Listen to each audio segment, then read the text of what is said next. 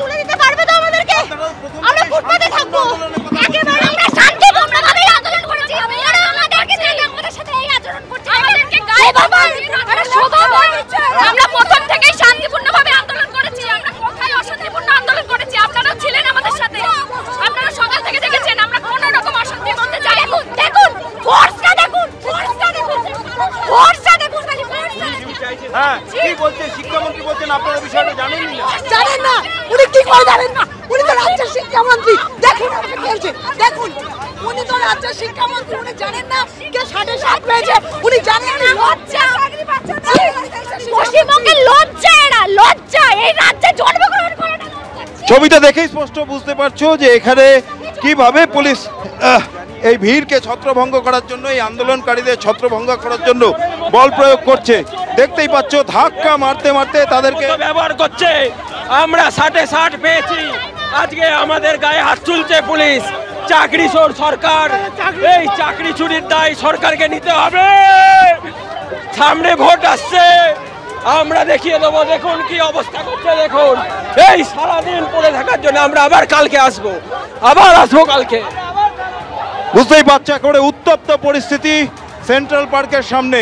আজকে সকালবেলায় মিছিল করে এসেছিলেন এই চাকরি প্রার্থীরা, এবং মিছিল করে আসার পর তাদের বিকাশ ভবনে যাওয়ার কথা ছিল, কিন্তু বিকাশ ভবনে যাওয়ার আগেই মাঝ রাস্তায় পুলিশ তাদের রাস্তা আটকায়, ব্যারিকেড করে রাস্তা আটকে তাদের সেখানে বাধা দেয়, এবং তারপরে এই চাকরি প্রার্থীরা তারা রাস্তার উপরেই বসে পড়েছিলেন। সেই দুপুর থেকে সন্ধে পর্যন্ত লাগাতার তারা এই অবস্থান আন্দোলন চালিয়ে যাচ্ছিলেন, এবং তাদের যুক্তি ছিল এসএসসি চেয়ারম্যান এখানে আসুন এবং তাদের সঙ্গে আলোচনায় বসুন।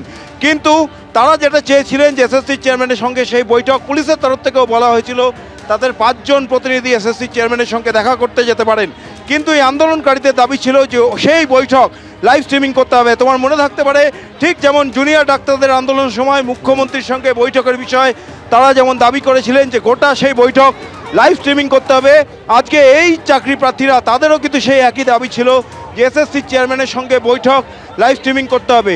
যদিও সেই বিষয়ে এসএসসির তরফ থেকে কোনো সদুত্তর না আসায় পুলিশ তাদের সেই অনুমতি দেয়নি, আর এই চাকরি প্রার্থীরা তারাও লাইভ স্ট্রিমিং ছাড়া সেই বৈঠকে যেতে রাজি হননি। তারপরেই কিন্তু এই উত্তেজনক পরিস্থিতি তৈরি হয়। পুলিশের তরফ থেকে তাদের আলটিমেটাম দিয়ে দেওয়া হয় রাস্তা খালি করার জন্য, এবং তারপরেও যখন তারা এই চাকরি প্রার্থীরা নিজেদের দাবিতে অনড় ছিলেন যে তারা যতক্ষণ না এই সমস্যার মীমাংসা হচ্ছে তারা রাস্তা থেকে সরবেন না, এই বলে তারা রাস্তার উপরেই সেই অবস্থান চালিয়ে যান। অবশেষে তারপর দেখলাম আমরা যে পুলিশ বল প্রয়োগ করে তাদেরকে রাস্তা থেকে তুলে দিল। এরপর কি করবেন আপনারা? পুলিশ তো আপনাকে বলছিল, আপনি বলছিলেন যে আপনারা শান্তিপূর্ণভাবে থাকবেন, কোনো অশান্তি করতে চান না, কিন্তু তারপরে এই পরিস্থিতি। পুলিশ যদি পারমিশন না দেয় আমরা কি করতে পারি? আমাদের তো পাওয়ার নাই, আমাদের ক্ষমতা নাই। আমরা হচ্ছে বেকার। ভারত, আমাদের পশ্চিমবাংলার মানুষ বেকার, তাদের কোনো দিদিকে উপযুক্ত শাস্তি দিয়ে দেবো। ভোটে শাস্তি হবে দাদা। শিক্ষিত বেকারদের মারের ভয় দেখাচ্ছে পুলিশ, এই পুলিশ মেরে তুলে দিতে চাইছে। পুলিশ গ্রাম ভোটে দিদি বুঝতে পারবে, ভোটে আমাদের যে এই মা এ করলো এর প্রভাব পড়বে, এর প্রভাব পড়বে দাদা। চাকরি পেতে চেয়েছিলাম, এটাই কি আমাদের অপরাধ এই রাজ্যে? এটাই কি আমাদের অপরাধ? আমরা শিক্ষিত বেকার, আজকে 10 বছরে এখানে কোনো পরীক্ষা নেই, সেই জায়গায় আমরা পরীক্ষা দিয়ে আমাদের দাবি প্রতিষ্ঠা করতে চেয়েছি। আর এই পুলিশ 2012 সাল থেকে বঞ্চনার শিকার আমি। 2012 মেরিট লিস্ট থেকে আমাকে বাদ দেওয়া হয়েছে, টাকা চাওয়া হয়েছে পার্টিগত দিক থেকে, তারপরেও 2016 চলে গেছে, এখন 2025-এ এসে আমাদের এইভাবে বঞ্চিত হতে হচ্ছে। আর কবে পাবো আমরা আমাদের যোগ্যতার মূল্য বিচার? কবে পাবো বলুন? আমরা শান্তিপূর্ণ অবস্থান বিক্ষোভ করছিলাম, আমাদের বলপূর্বক এখান থেকে তুলে দেওয়া হয়েছে, মেরে তুলে দেওয়া হয়েছে আমাদেরকে। শিক্ষামন্ত্রী কেন দেখা করলেন না আমাদের সাথে? আমরা তো শান্তিপূর্ণভাবে অবস্থান বিক্ষোভ চালাচ্ছিলাম, উনি শান্তিপূর্ণভাবে আমাদের দাবিটা মেনে নিলেই আমরা উঠে যেতাম। উনি এতক্ষণ যাবত আমরা সকাল থেকে বসে আছি, উনি তো আমাদের সাথে দেখা করতে পারতেন, একটা আলোচনায় তো আসতে পারতেন, সেটা না করে উনি বল প্রয়োগ করে আমাদের তুলে দিচ্ছেন। পরিস্থিতি কতটা নোংরামো!